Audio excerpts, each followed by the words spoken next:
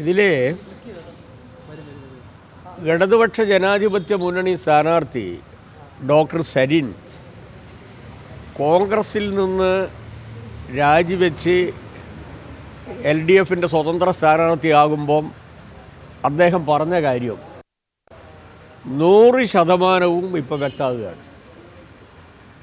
BJP RSS UDF deal എങ്ങനെയാണ് പുറത്തു വന്നത് എന്നുള്ളതാണ് ഇന്നലെ വ്യക്തമായത്.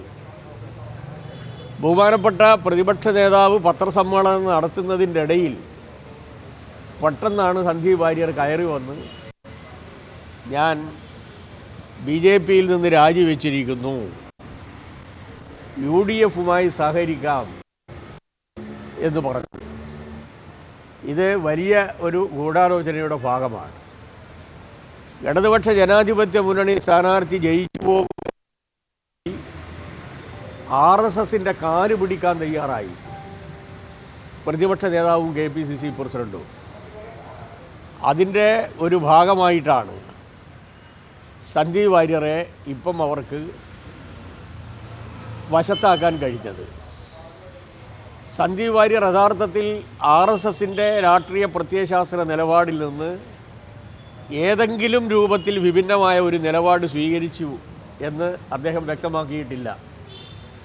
മാത്രവുമല്ല, അദ്ദേഹത്തിൻ്റെ കോൺഗ്രസിനോടുള്ള ഇന്നത്തെ ഈ അടുപ്പം ഐക്യജനാധിപത്യ മുന്നണിയെ സാരമായി ബാധിക്കും എന്ന പരോക്ഷ സന്ദേശം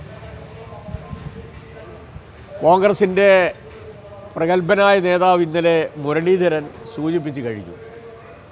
മുരളീധരൻ അതുമായി ബന്ധപ്പെട്ടുകൊണ്ട് പറഞ്ഞ കാര്യം പരിപൂർണമായും ശരിയാണ് എന്നാണ് ഞങ്ങളുടെ അഭിപ്രായം. മുരളീധരൻ അവസാനം പറഞ്ഞത് ഒരു കുറ്റബോധം കൊണ്ട് ക്ഷമാപണം നടത്താൻ കിട്ടിയ ഒരവസരമായിരുന്നു വയനാട്.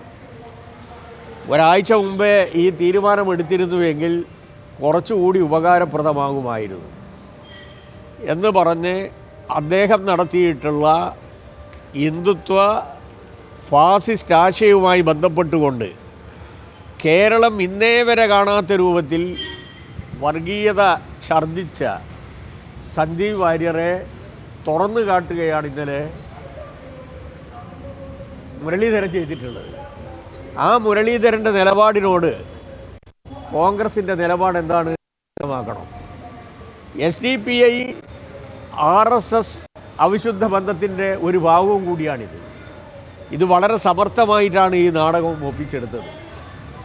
അപ്പോൾ SDPIക്കാർ ഇപ്പോൾ കോൺഗ്രസിനോട് പറഞ്ഞത് നല്ല ബുദ്ധിമുട്ടായിരിക്കും ജയിക്കാൻ, RSSനെ കൂട്ടുപിടിക്കാൻ സന്ദീപ് വാര്യരെ ഉപയോഗപ്പെടുത്തുന്നത് നന്നായിരിക്കുമെന്ന ഉപദേശത്തിൻ്റെ അടിസ്ഥാനത്തിലാണ് ഈ നാടകങ്ങൾ ഇപ്പോൾ കളിക്കുന്നത്. യഥാർത്ഥത്തിൽ സന്ദീപ് വാര്യർ RSSൽ നിന്ന് മാറിയിട്ടില്ല. ഹിന്ദുത്വ പ്രത്യയശാസ്ത്രത്തിൽ നിന്ന് അദ്ദേഹം ഒരു രൂപത്തിലും മോചിതനായിട്ടില്ല. ആ രൂപത്തിലുള്ള ഒരു സന്ദേശവും കേരളത്തിൻ്റെ പൊതുസമൂഹത്തിന് കൊടുക്കാതെയാണ് കോൺഗ്രസ് അദ്ദേഹത്തെ സ്വീകരിച്ചിട്ടുള്ളത്. ഇതിന് വലിയ വില കൊടുക്കേണ്ടി വരും ഐക്യജനാധിപത്യ മുന്നണി. ഞാൻ പറഞ്ഞല്ലോ, അതിൽ ഞാൻ ചോദിക്കട്ടെ, എൻ്റെ അമ്മ മരിച്ചേ കാണാൻ വേണ്ടി ആരും വരുന്നില്ല, BJPൻ്റെ നേതാക്കന്മാർ വരുന്നില്ല എന്ന് പറഞ്ഞാൽ സ്വാഭാവികമായിട്ടും ഞാൻ ഒന്നാശ്വസിപ്പിക്കൂല, നിങ്ങളാശ്വസിപ്പിക്കൂല. ആരാ ചെയ്യാത്തത്? അപ്പം മരണ വീട്ടിൽ വന്നില്ല, കാണാൻ വന്നില്ല, അത് തെറ്റായിപ്പോയി എന്ന് ഞാൻ ഒരു ഭാഗത്ത് പറയുന്ന അവസരത്തിൽ തന്നെ ഞാൻ പറഞ്ഞു. അദ്ദേഹത്തിൻ്റെ ഹിന്ദുത്വ പ്രത്യയശാസ്ത്രത്തോടുള്ള നിലപാട് വ്യക്തമാക്കിയതിന് ശേഷം മാത്രമേ ഞങ്ങൾ നിലപാട് വ്യക്തമാക്കൂ. അത് അദ്ദേഹത്താണ് പറയുന്നത്. അത് ഞാൻ പറഞ്ഞത് സരിനെ പറ്റിയിട്ട് അതിനൊരു ദുർവ്യാഖ്യാനാണ്. അതിൻ്റെ കൂടെ വായിച്ചാൽ മനസ്സിലാവുന്നത്. അതാണ് ഞാൻ പറഞ്ഞത്. അത് ഞാൻ ഈ സരിനുമായി ബന്ധപ്പെട്ടുകൊണ്ടാണ് ആ പ്രയോഗം നടത്തിയത്. പക്ഷെ അത് കൂട്ടിയിട്ട് ഇപ്പം എന്തായി, മറ്റേ ക്രിസ്റ്റൽ ക്ലിയർ അതാകും. അതിൽ യാതൊരു സംശയമില്ല. ഏതൊരാൾക്കും ഒരു കേഡറായാൽ, കമ്മ്യൂണിസ്റ്റ് പാർട്ടിയിൽ വന്നൊരു കേഡറായാൽ അത് അതിൽ യാതൊരു സംശയമില്ല. പക്ഷേ നിലപാട് വ്യക്തമാക്കണമല്ലോ.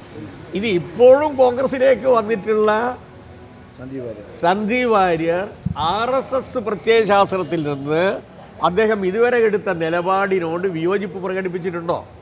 മുസ്ലിങ്ങളെ ഇതുപോലെ അപമാനിച്ചു എന്ന് മാത്രമല്ല, ജമ്മു കാശ്മീരുമായി ബന്ധപ്പെട്ടുകൊണ്ട് എന്താ പറഞ്ഞത്? എന്താ കൂട്ടക്കൊല നടത്തണം, എന്നിട്ട് കഴുത്തിൽ ടയറ് കെട്ടി കത്തിക്കണം. ഈ രൂപത്തിൽ വിഷം തുപ്പുന്ന പ്രയോഗം ഈ കേരളത്തിൽ ആരെങ്കിലും നടത്തിയിട്ടുണ്ടോ? ഇന്നേ വരെ നടത്തിയിട്ടുണ്ടോ? രാഹുലിനെ പറ്റിയിട്ട് പറഞ്ഞെന്താ? അദ്ദേഹത്തിൻ്റെ ചികിത്സ കോട്ടയ്ക്കലല്ല വേണ്ടത്, എവിടെയാ? കുതിരവട്ടത്താണ് വേണ്ടത്. ആരെങ്കിലും പറഞ്ഞിട്ടുണ്ടോ? ഇന്നേ വരെ ഞങ്ങൾ ആരെങ്കിലും പറഞ്ഞിട്ടുണ്ടോ?